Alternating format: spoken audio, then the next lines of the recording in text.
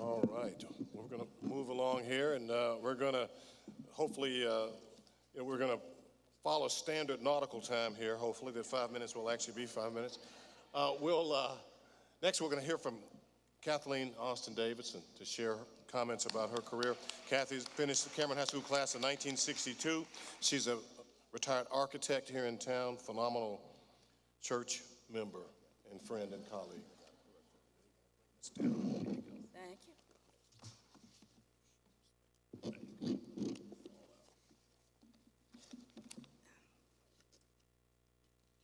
Excuse me while I get organized here. I'm a proud graduate of Cameron High School, class of '62.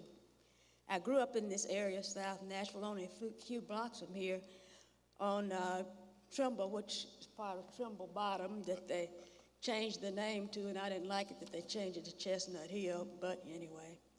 My parents, Clarence Austin and Julia Austin, also grew up in this area and remained here all of their lives. We lived on Trimble Street, and when everybody else was moving to Enchanted Hills or wherever, they stayed right on Trimble in the bottom for all their lives. But they also attended Cameron when it was located on Fifth Avenue and before it became a high school. I think Cameron moved to this location. I think it's been mentioned that it moved here in 1940, 41. Both of my parents graduated from Pearl High School in the mid-1930s because that was the only high school for African Americans in all of Nashville at that time. My mother admonished me many times to enjoy my high school years. She said those years had been the most fun for her. Now that I look back on it, I think she was really trying to tell me that life after high school brings you a new reality. We had teachers at Cameron who realized the world was going to be the world we were going to face after graduation, and each had their own way of preparing us. All of the teachers dressed professionally, the women in dresses or skirts and blouses, and the men in suits and ties every day. This was a subtle way that impressed upon us what it meant to look and act with proper decorum.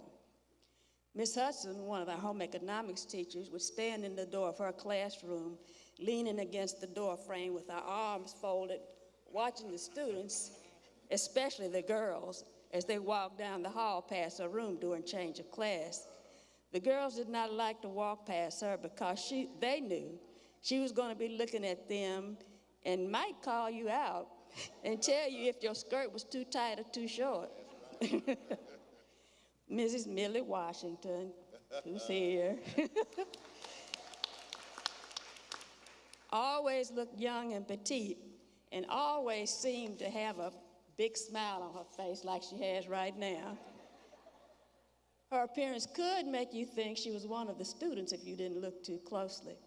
She always seemed to have a bunch of girls standing around her, and they were all laughing and talking.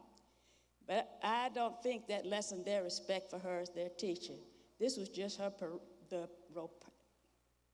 rapport that she had with them. Mrs. Prince was my 12th grade homeroom teacher. She was one of our teachers who had been teaching for a while. And as I was looking in the alumni room, I saw where she was teaching all the way up to like 1966.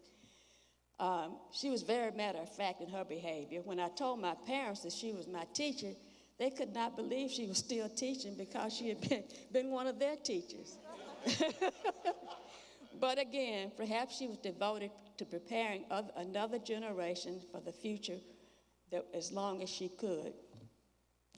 When we graduated in the spring of 1962, schools in Nashville were segregated, and Cameron was one of them. The Vietnamese War had been going on for 5 years, and many of the fellas in our class were afraid of being drafted. If you wanted to go to a movie showing at the Lowe's or Paramount movie theaters downtown, you had to walk down a dingy, narrow alley to the entrance, and once you were admitted, you were only allowed to sit in the balcony, which I never did because my parents would not allow me to go in the first place. You could not walk into most restaurants in this city and be seated for a meal. So this was just a glimpse of the world that awaited us upon graduation. We had fun at school, though. There was co-rec on Fridays right here in this boys' gym. The boys and girls were able to dance together for 45 minutes or so. From time to time, there were talent shows. The participants were mostly singers. I remember once Freddie Carpenter and Norma Reese sang "The Way You Look Tonight." That was the first time I'd ever heard that song, and I still remember hearing them sing it to this day. There were pep rallies before big games, for example, a football game against Pearl. But the games were also excuses to get together with your friends and act silly for a couple of hours. There were no shopping malls to go to hang out. There were no McDonald's or Burger Kings to go to that I can remember. But there was Brown Barbecue, Yes, which had which had 3 different locations over time. First was on Mallory Street, which is now Mildred Shute Avenue. Then there was First Avenue right across the street from Cameron, and then around the corner on Lafayette Street, which we call the Pike. I'm sure he was happy to see all of the students that would come in. Again, this is some of the fun that we had. There was no social media as we know it today.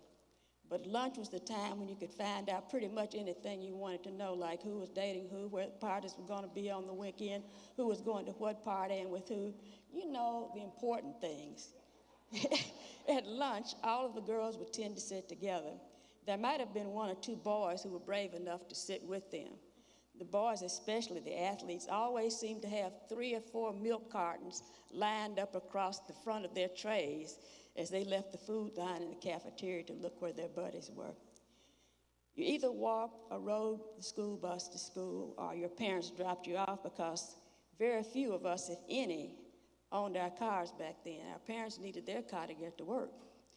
That was another difference between then and now. Now school parking lots are filled with as many student cars as teachers' cars, or more.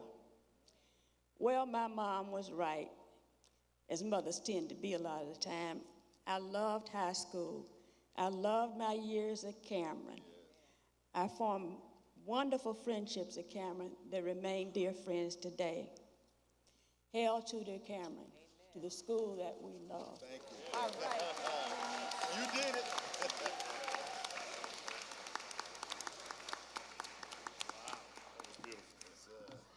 That was great.